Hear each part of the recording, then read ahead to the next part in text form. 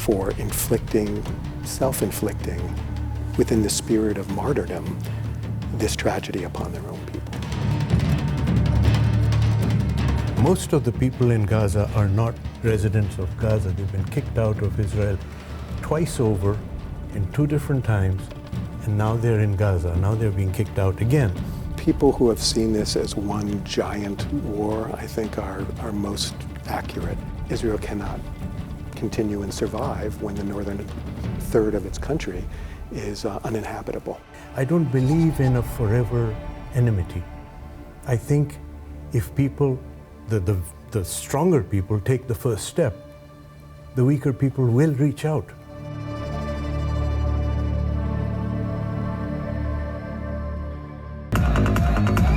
The music was blasting, young people dancing, sharing in the joy of the Nova Music Festival in southern Israel. It was Saturday, October 7th, 6:29 in the morning. The sun was just rising when the music suddenly stopped. Then came the screaming. As bullets rained down, kids started running for their lives. Much of the chaos of that day recorded by Hamas. Hundreds were killed, dozens kidnapped, raped, and sexually assaulted. The remnants of so many innocent lives left scattered on the sand. That horrific attack sent shockwaves around the world, including here in Western Washington, with many local Jews once or twice removed from some of the victims, including Seattle Rabbi Daniel Weiner. He sat down with us in the weeks that followed, stunned by the horror and the carnage, and devastated by the almost immediate rise in anti-Semitism. Tonight, he goes on the record to reflect on what's been lost and gained over the past year.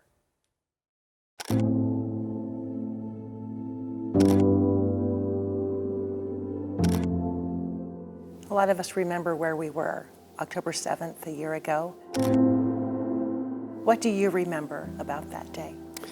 I remember I woke up and it was a Sabbath morning, but it also was on the cusp of one of the key Jewish holidays, Simchat Torah, the holiday that celebrates the end and the beginning of the annual cycle of reading the Torah, the 5 books of Moses, and just began to get some social media from friends in Israel. Where first you're kind of, this can't be right, this is not really happening in this way, this must be some kind of mistake.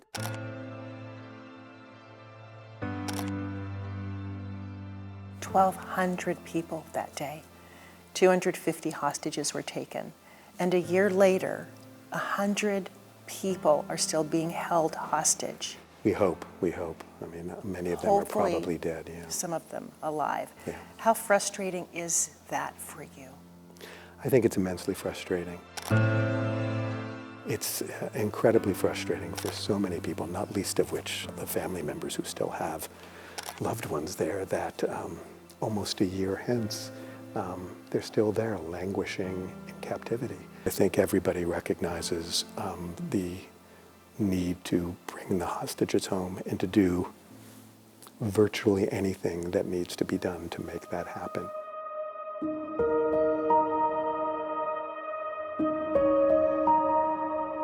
A year ago when we spoke, you told me that there were members of your congregation who were afraid to wear anything that identified them as Jewish. Is that still the case?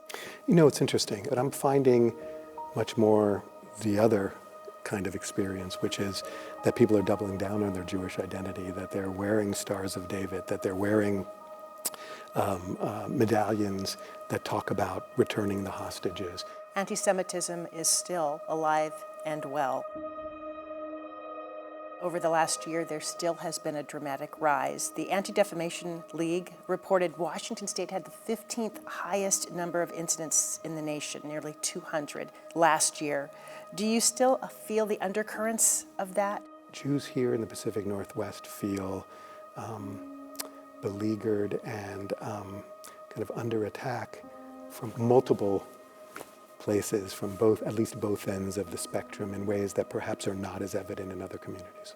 Last year, you told me that different groups of the community that you thought had been very supportive and allies to the Jewish community didn't show up for you.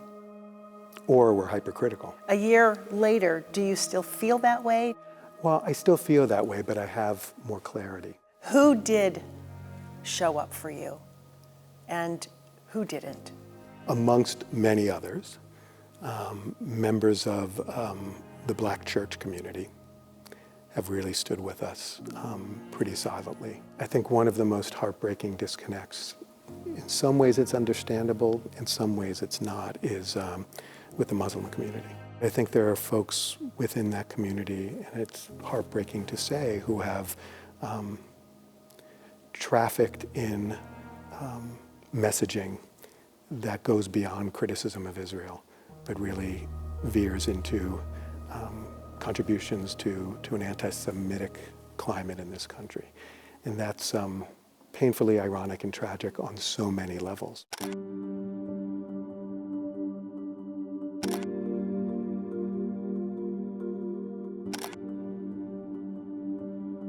You would agree that some of the frustration around this war has been the death toll among Palestinians. Of course.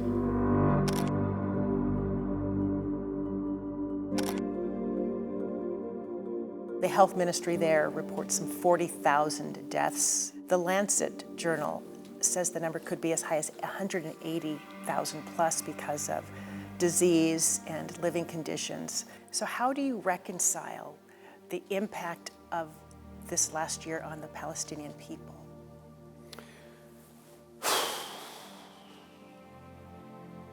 I don't know if reconcile is the right word.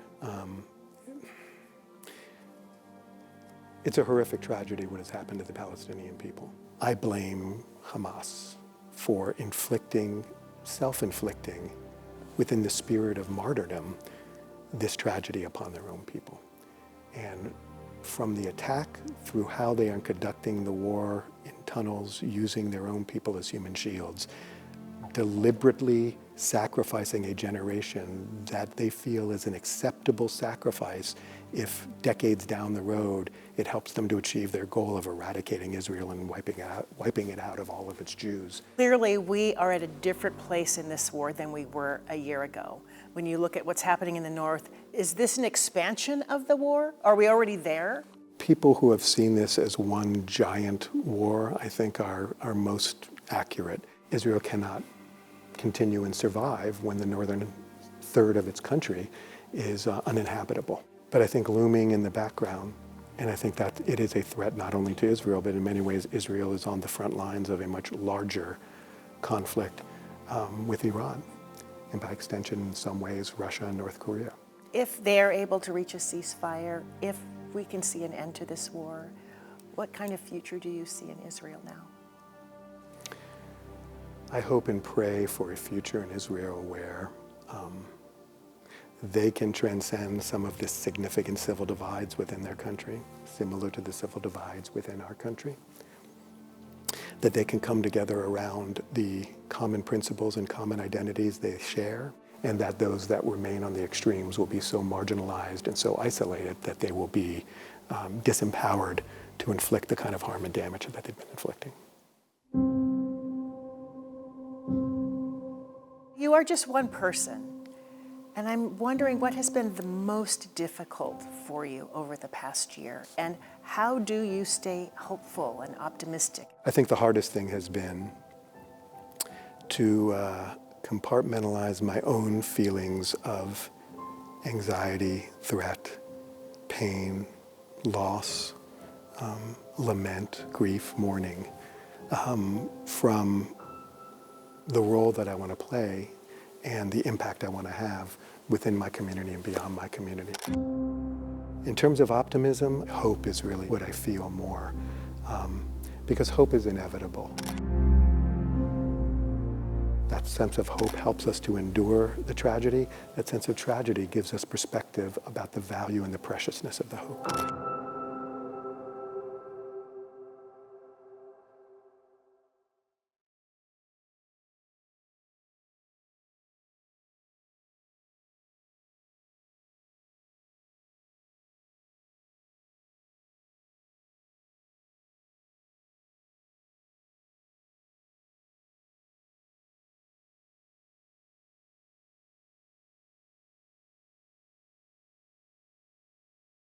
We are hearing from many voices as we mark 1 year of the Israel-Hamas war, and that includes the voice of Jeff Siddiqui, a community advocate and member of American Muslims of Puget Sound. He shares with us a different perspective on the violence in Gaza, the broader war brewing, and his hopes for the future. Joining us now is Jeff Siddiqui, community advocate, also a member of American Muslims of Puget Sound. Thanks so much for being here. Thank you for having me.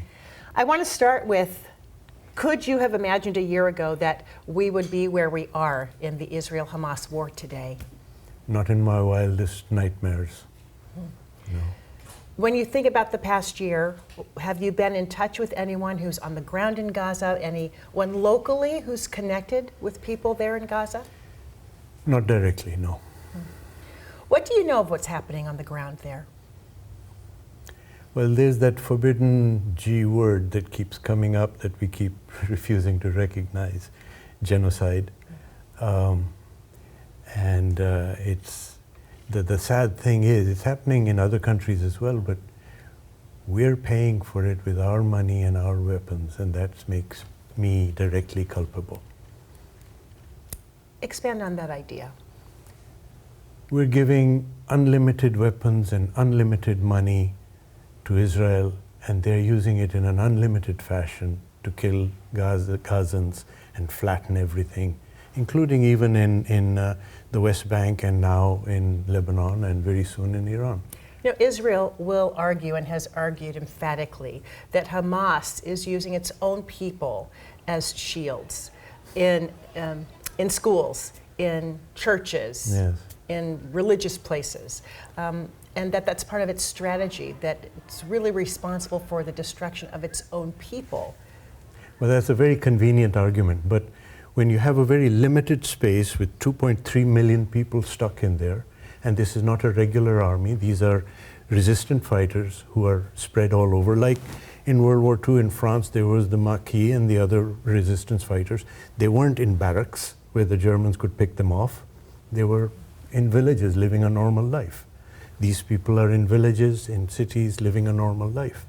To say they're hiding behind civilians is only a very thinly veiled excuse to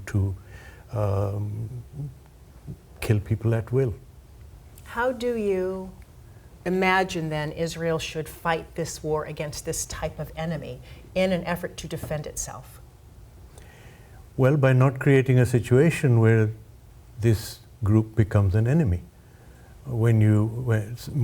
Most of the people in Gaza are not residents of Gaza. They've been kicked out of Israel twice over in 2 different times, and now they're in Gaza. Now they're being kicked out again.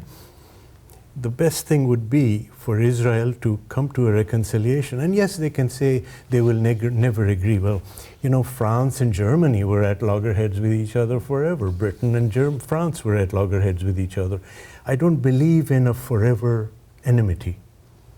I think if people, the stronger people take the first step, the weaker people will reach out. But if you don't give them a chance and you keep crushing them, you're only making more enemies than you really need. And nobody needs enemies. When you talk about the loss in Gaza, the numbers really are staggering. The Gaza Health Ministry reports at least 41,000 killed. I'm sure you're aware, the Lancet Journal says the number could be 186,000 if you consider disease and the humanitarian crisis that's That was many months ago. I guarantee it's over 200,000 now. So, over the past year, this is the kind of devastation that we've seen. When you look forward, what does a future look like for the people of Gaza, of the West Bank? This may be my weakness, but I'm a forever optimist.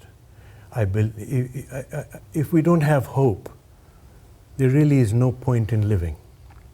My hope is, not just in Israel, not just in the Middle East, but everywhere, people will at some point be persuaded to come to their senses.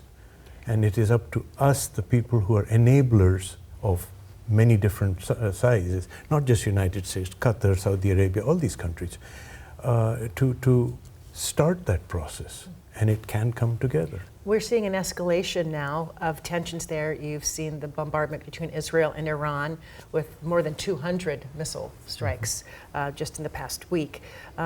We're looking, do you think, at a regional war potentially? It's not going to be. A war suggests that there are two antagonists at battle with each other. This is not a war. This would be another slaughter. Just they'll destroy an ancient civilization that is probably one of the most advanced civilizations in the Middle East. The U.S. has tried for months to get some kind of ceasefire agreement and hostage exchange or hostage deal to have the hostages freed, to no avail. Diplomacy, is it just failing? Well, the U.S. has never been an impartial broker. So the U.S. is saying, and look at the language they use, they want a hostage deal. They don't want an exchange of captives. Yes, there are a number of captives held by the Gazans, whether it's Hamas or Islamic Jihad or whatever, but there are thousands held by Israel. What is the point of all that? Why not just let these people go? In the past, Israel has made these incredible swaps, thousands for one or two soldiers. That is not working this time around. Why not? It can't, because every time they release a few hundred, they sweep in another few hundred. The totality of the captives held by Israel is only increasing. It doesn't go down. Let me ask you this. Do you believe that Israel has a right to defend itself? Yes, To but be a this is not. sovereign nation? Yes, but this is not a defense. And a sovereign nation does not mean a nation that has kicked out the original inhabitants and made a land for itself as an exclusive entity. That is not the definition of a sovereign nation. Many Arab countries are calling for a two-state solution, but Israel has not been wanting to agree to that. Do you see that as the solution long term? I don't believe so. What is the solution then? Now, you're going to laugh or cry or kick me out, but the solution in my mind is one state with Christians, Muslims, and Jews living together.